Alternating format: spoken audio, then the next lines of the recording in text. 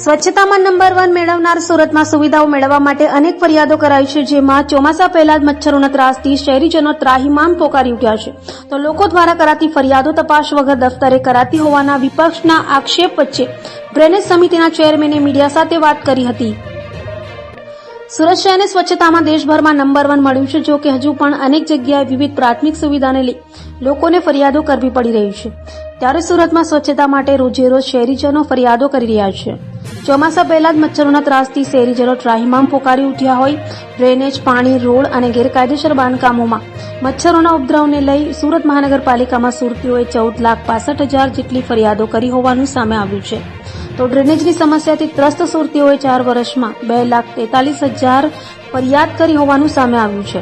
ત્યારે લોકો દ્વારા કરાતી ફરિયાદો માટે કેટલીક ફરિયાદો તપાસ વગર દફતરે કરી લેવાતી હોવાના આક્ષેપો વિપક્ષ દ્વારા કરાતા સુરત મનપાના ડ્રેનેજ સમિતિના ચેરમેન કેયુર ચપટવાલાએ વધુ માહિતી આપી હતી.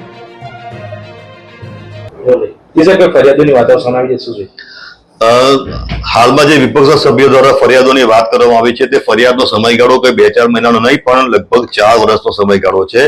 અને આ 4 વર્ષની અંદર જે કોઈ પણ ફરિયાદો નોંધાઈ છે તે ફરિયાદોનો મહદઅંશે મોટાભાગે નિકાલ પણ કરી દેવામાં આવ્યો છે. સુરત મહાનગરપાલિકા દ્વારા ડ્રેનેજ વિભાગની જે કામગીરી કરવામાં આવે છે તે કામગીરી રોજિંદી પ્રકારની હોય છે અને મેન્ટેનન્સની કામગીરી હોય છે.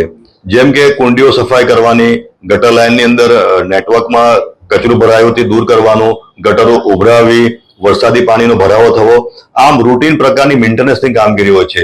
અને મને કહેતા આનંદ થાય છે કે સુરત મહાનગરમાં વસતા સુરતના નાગરિકો સરળતાથી અને સુલભતાથી પોતાની ફરિયાદો રજૂ કરી શકે તે માટે સુરત મહાનગરપાલિકા દ્વારા ડિજિટલ એપ પણ આપવામાં આવ્યું છે અને ડ્રેનેજ વિભાગની હેલ્પલાઇન નંબર પણ છે. અને તેથી સુરતના નાગરિકો સરળતાથી પોતાની ફરિયાદો નોંધાવી પણ શકે છે અને ઘર બેઠા તેઓની ફરિયાદનું નિરાકરણ પણ કરવામાં આવે છે.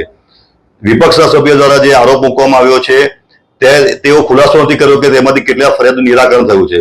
મને કહેતા આનંદ થાય છે કે આજે 31મી મેના રોજ સુરત મહાનગરપાલિકાના દફતરે ઓનલાઈન ફરિયાદોમાંથી ફક્ત 600 ફરિયાદ જેટલી પેન્ડિંગ ફરિયાદો છે, જે પણ ટૂંક સમયમાં પૂરી કરી દેવામાં આવશે. અહીં વિશેષ વાત મારે એ કરવી છે કે જે સમયગાળા દરમિયાન ફરિયાદો નોંધાવવાની વાત કરવામાં આવે છે, આ સમયગાળા દરમિયાન સુરત મહાનગરપાલિકાનું હદ વિસ્તરણ પણ કરવામાં આવ્યું હતું. સુરત મહાનગરપાલિકાનો વ્યાપ જે 2020માં 326 ચોરસ કિલોમીટર જેટલો હતો તે આજે વધીને 461 ચોરસ કિલોમીટર જેટલો થઈ ગયો છે.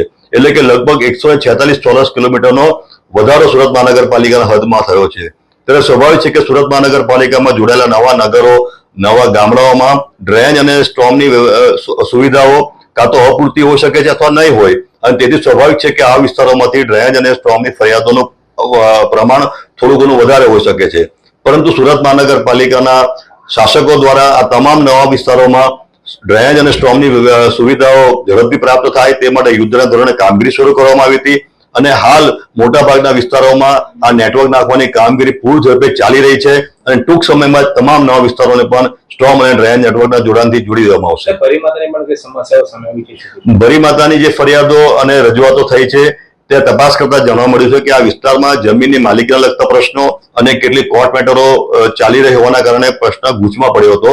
પરંતુ કતારગામ ઝોન અને સુરત મહાનગરપાલિકાના ડ્રેનેજ વિભાગ સાથે સંકલન કરીને આ ફરિયાદનો તાકીદે નિકાલ આવે અને લોકોને સુખાકારીમાં વધારો થાય તે માટેની કામગીરી કરવા માટે સૂચના આપી દીધી છે.